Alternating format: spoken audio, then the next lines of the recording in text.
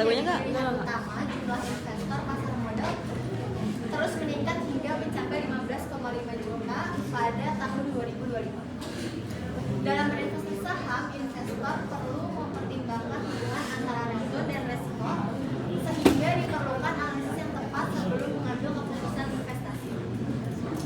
Analisis sekuritas dan portofolio digunakan untuk menghitung return dan risiko hubungan antara saham dalam suatu portofolio.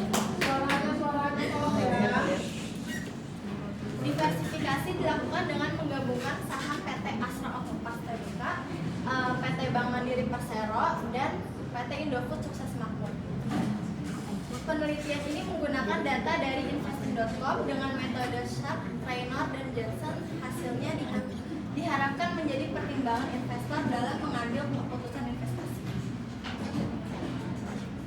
Adapun rumusan masalahnya, yang pertama, bagaimana tingkat return dan risiko saham INDF, BMRI, dan Auto selama periode Desember 2024 sampai dengan 2025. Yang kedua, bagaimana kinerja portofolio yang dibentuk dari saham INDF, BMRI, dan Auto berdasarkan metode Sharp, Traynor, dan Johnson. Yang ketiga, metode manakah yang menunjukkan hasil penilaian kinerja portofolio terbaik dan paling efektif dalam evaluasi portofolio saham periode penelitian.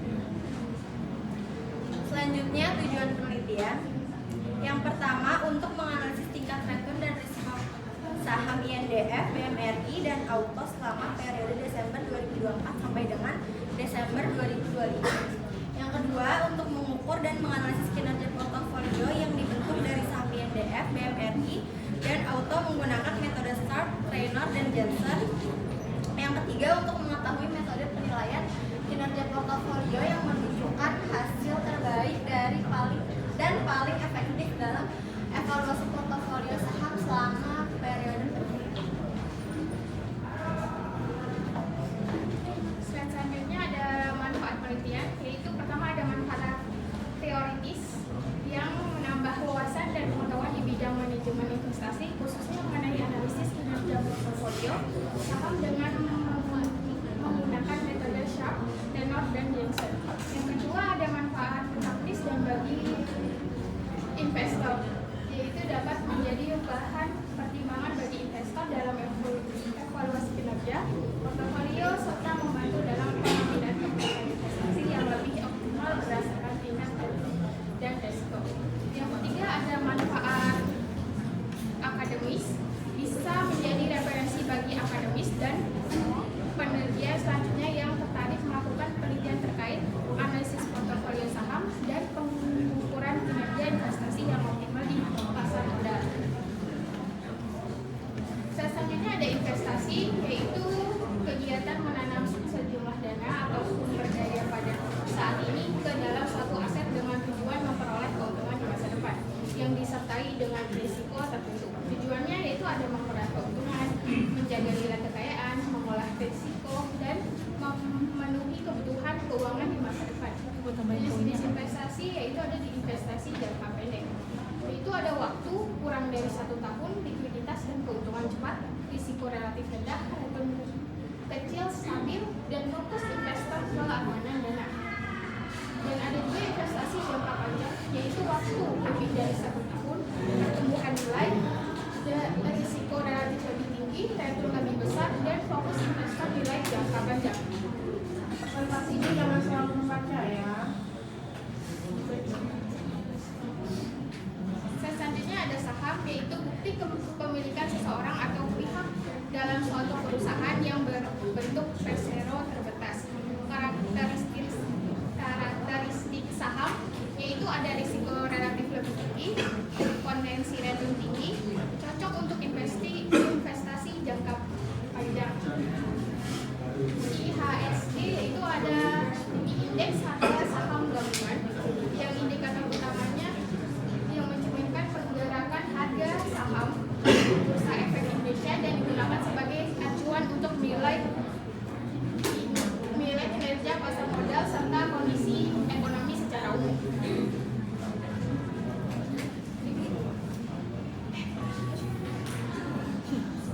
Selanjutnya ada portofolio, yaitu kumpulan beberapa instrumen investasi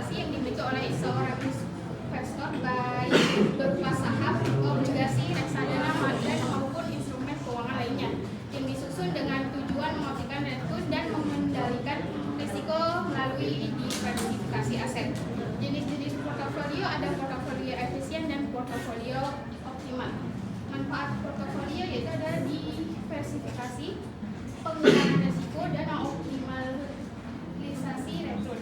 Metode pengukuran kinerja portofolio yaitu menggunakan indeks Sharpe, indeks tenor, dan indeks Jensen. Selanjutnya yaitu ada return, yang tingkat keuntungan atau hasil yang diperoleh investor dari suatu investasi selama periode tertentu. Dan resiko investasi yaitu menggunakan kemungkinan terjadinya perbedaan antara return yang diharapkan dengan return yang benar-benar diterima oleh investor. Jenis-jenis return yaitu ada return realisasi, return ekspektasi, return rata-rata, dan return portofolio. Jenis-jenis risiko yaitu ada di risiko sistematik dan di risiko tidak sistematik. Oke, selanjutnya setelah memahami konsep dasar investasi, kita masuk pada hasil analisis terhadap ketiga saham, yaitu saham INDF, BMRI, dan juga Auto. Kenapa sih ini kita pilihnya saham INDF, BMRI, dan Auto? Kita pilih saham INDF ini karena berasal dari sektor konsumsi yang relatif lebih stabil dan juga resikonya lebih kecil. Selanjutnya, kenapa kita pilih saham BMRI? Kita pilih saham BMRI ini karena Bank Mandiri ini salah satu bank terbesar di Indonesia yang memiliki tingkat sensitivitas tinggi terhadap pasar, sehingga berpotensi memberikan keuntungan yang lebih besar. Selanjutnya, untuk saham Auto atau dari PT Astra Auto Parts ini kita pilih karena mampu memberikan return positif selama periode penelitian dan juga memiliki pertumbuhan yang relatif tinggi di sektor otomotif. Selanjutnya, untuk perhitungan return di sini kita lihat untuk expected return-nya.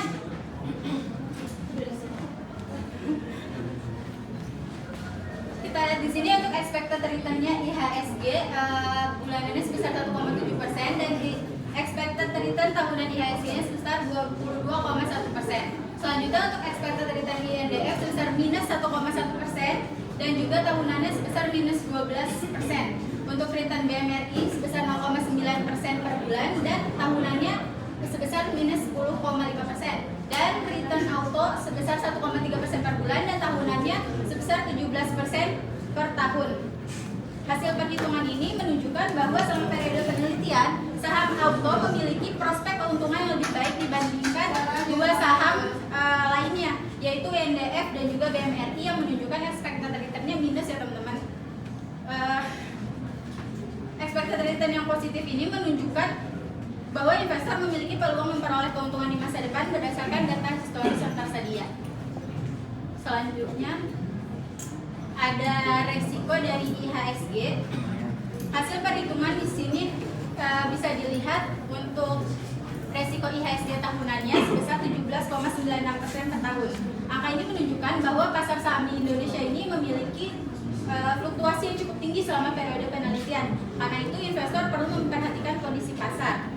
Contohnya pada 5 Juni kemarin IHSG turun banget ya teman-teman di Rp5.000, jadi 626 saham itu ikut turun. Jadi kenapa sih penting banget kita untuk menganalisis resiko ini?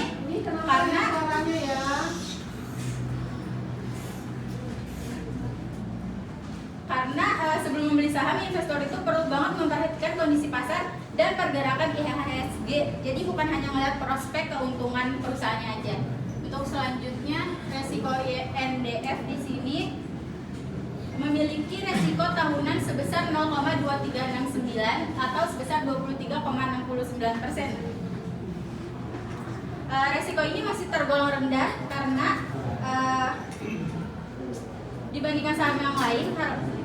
Hal tersebut menunjukkan bahwa pergerakan harga saham INDF relatif lebih stabil, sehingga cocok nih bagi investor yang cenderung untuk menghindari resiko atau risk averse. Selanjutnya ada risiko BMRI.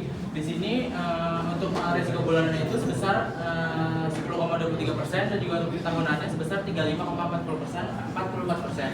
Nah, ini menunjukkan bahwa BMRI memiliki tingkat fluktuasi yang cukup tinggi dibandingkan pasar. Pergerakan return BMRI yang cenderung naik turun pada setiap periode juga mencerminkan tingkat ketidakpastian yang cukup besar.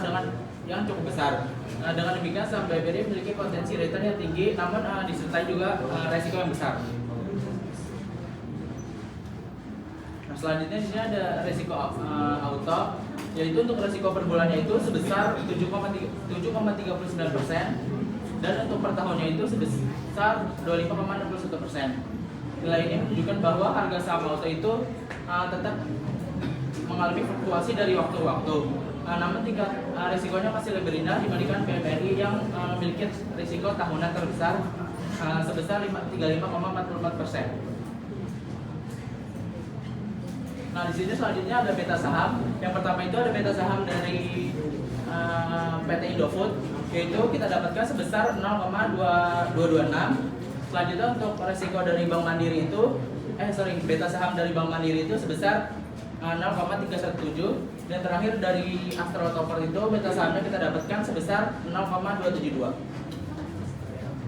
Nah, berdasarkan data tersebut, seluruh saham itu memiliki nilai beta kurang dari 1, yang menunjukkan bahwa pergerakan harga saham cenderung lebih stabil dibandingkan dengan pasar atau IHSG. Saham BMRI memiliki beta tertinggi sebesar 0,317, sehingga paling sensitif terhadap perubahan pasar. Diikuti dengan auto sebesar 0,272 dan INDF sebesar 0,226. Dengan demikian BMRI memiliki resiko sistematis terbesar di antara ketiga saham, sedangkan INDF memiliki resiko sistematis paling rendah.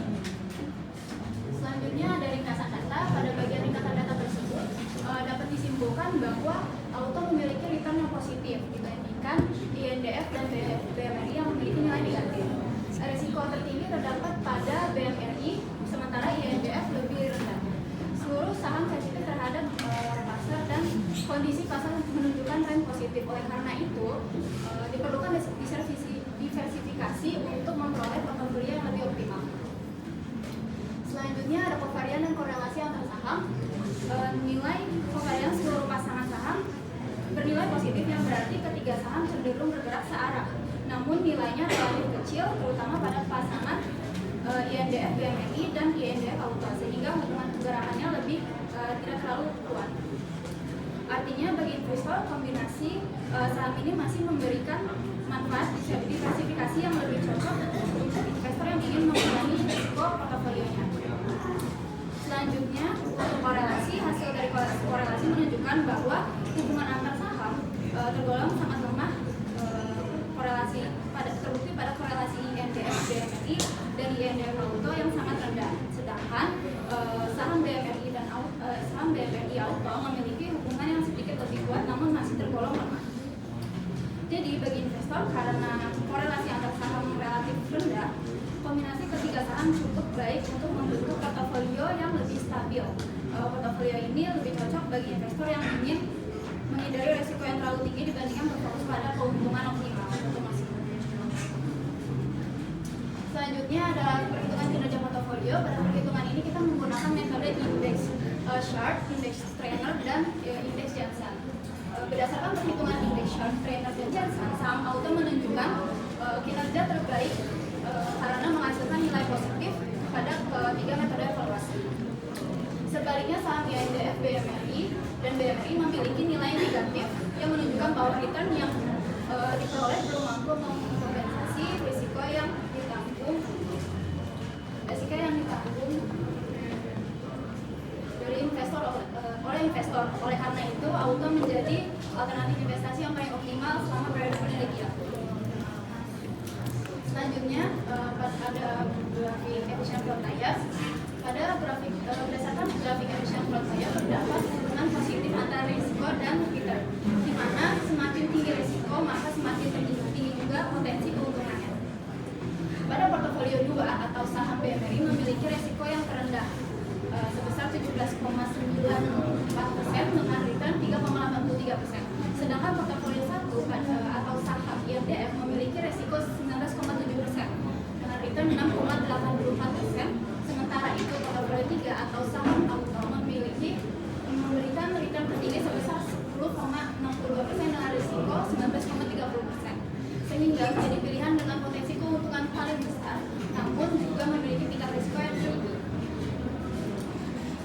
kesimpulannya berdasarkan hasil analisis portofolio pada saham INDF,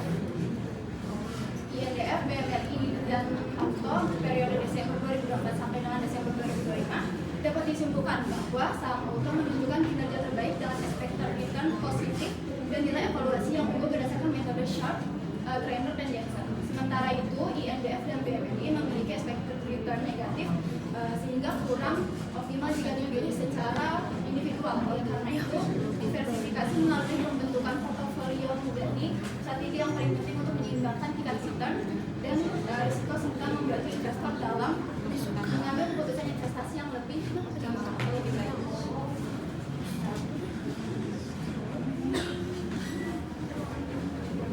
Ini tadi kelompok berapa? 6.